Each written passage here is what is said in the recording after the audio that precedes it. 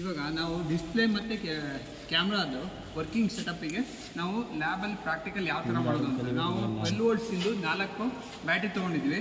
12 volts ಬ್ಯಾಟ್ರಿನ series connection ಮಾಡಿದ್ದೀವಿ. First series connection ಮಾಡ್ಕೊಂಡ್ವಿ, next voltage check ಮಾಡಿದ್ವಿ, ಆಯಿತಾ.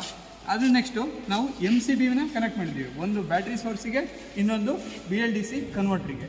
ಈ ಬ್ಯಾಟ್ರಿ ಸೆಟಪ್ಪಿಂದ ಬಂದಿದ್ದು ಕನೆಕ್ಷನ್ನ BLDCಗೂ ಕನೆಕ್ಟ್ ಮಾಡಿದ್ವಿ, ಮತ್ತು DC to DC ಕನ್ವರ್ಟ್ರು. ಇಲ್ಲಿಂದ DC to DC ಕನ್ವರ್ಟ್ರಿಂದ ಮೋಟ್ರಿಗೂ ಕನೆಕ್ಷನ್ ಮಾಡಿದ್ದೀವಿ ನಾವು. ಅದಲ್ಲದೆ ಆಕ್ಸಿಲೇಟ್ರಿಗೂ ಕನೆಕ್ಷನ್ ಮಾಡಿದ್ವಿ, ಆಕ್ಸಿಲೇಟ್ರ್ ಕನೆಕ್ಷನ್ ಮಾಡಿದ್ವಿ. ಇವೆರಡು ಕೊಡದೇನೂ ನಾವು ಡಿಸ್ಪ್ಲೇನ ಆನ್ ಮಾಡ್ಬೋದು, ಬಟ್ ಅದು ಎಲ್ಲದೂ ಅಟ್ ಎ ಟೈಮಿಗೆ ರನ್ ಆಗುತ್ತೆ. ಅದಲ್ಲದೆ ಈ ಕ್ಯಾಮ್ರಾ ಕನೆಕ್ಷನ್ನು ಕೊಟ್ಟಿದ್ದೀವಿ. ಡಿಸ್ಪ್ಲೇ ಕ್ಯಾಮ್ರಾದಿಂದ ಪಾಸಿಟಿವ್ ನೆಗೆಟಿವ್ನ DC to DC ಕನ್ವರ್ಟರ್ದು ಪಾಸಿಟಿವ್ ನೆಗೆಟಿವ್ಗೆ ಕೊಟ್ಟಿದ್ದೀವಿ. ಇಲ್ಲಿ ಪಾಸಿಟಿವ್ ಕನೆಕ್ಷನ್ನು, ಇಲ್ಲಿ ನೆಗೆಟಿವ್ಗೆ. ಕ್ಯಾಮ್ರಾದಿಂದನೂ ಪಾಸಿಟಿವ್ ನೆಗೆಟಿವ್ ಕೊಟ್ಟಿದ್ದೀವಿ.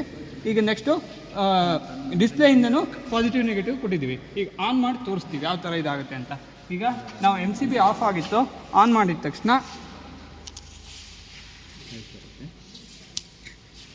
ಕ್ಯಾಮ್ರಾ ಆನ್ ಆಯಿತು. ನೆಕ್ಸ್ಟು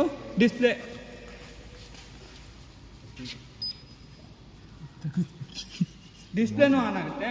ಡಿಸ್ಪ್ಲೇ ನಾವು ಕ್ಯಾಮ್ರಾ ವರ್ಕ್ ಮಾಡ್ಬೋದು, ಬ್ಲೂಟೂತು ವರ್ಕ್ ಮಾಡ್ಬೋದು. ಇದು ಕ್ಯಾಮ್ರಾ ಯಾವ ಥರ ವರ್ಕ್ ಆಗುತ್ತೆ ಅಂಥೇಳಿ.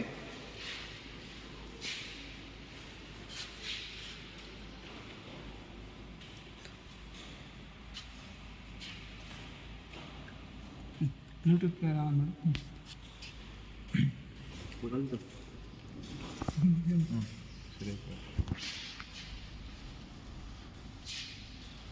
ಕನೆಕ್ಟ್ ಮಾಡಿ ಬ್ಲೂಟೂತ್